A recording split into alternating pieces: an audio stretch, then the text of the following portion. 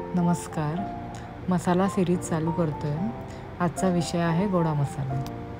घरगुती गोडा मसाला तयार करण्यासाठी मी इथे 4 टेबलस्पून धणे घेतलेले आहेत, 1 टीस्पून जिरे घेतलेले आहे, 1 इंच इतकं दालचिनी घेतलेली आहे, 1 तमालपत्र घेतलेलं आहे, 7 ते 8 लवंग घेतलेले आहेत, 10 ते 12 मिरी घेतलेले आहेत, अर्धा टीस्पून शाही जिरं घेतलेलं आहे, 2 टेबलस्पून तीळ घेतलेले आहेत, 4 सुक्या लाल मिरच्या घेतलेल्या आहेत. हे सगळं इतकं जिन्नस एकत्र करून आपल्याला 7 ते 8 मिनिटासाठी भाजून घ्यायचं आहे. मग नंतर परत भाजून झाल्यावर मी त्यामध्ये 4 टेबलस्पून सुकं खोबरं घातलेलं आहे आणि परत मंद आचेवर हे सगळं भाजून घ्यायचं आहे.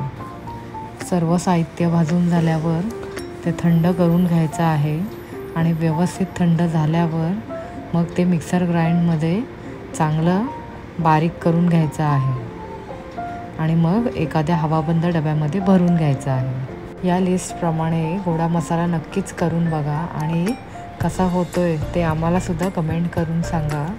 आणि अशा वेगवेगळ्या मसाल्याच्या रेसिपीज बघण्यासाठी चॅनलला लाईक, शेअर आणि सबस्क्राईब करा.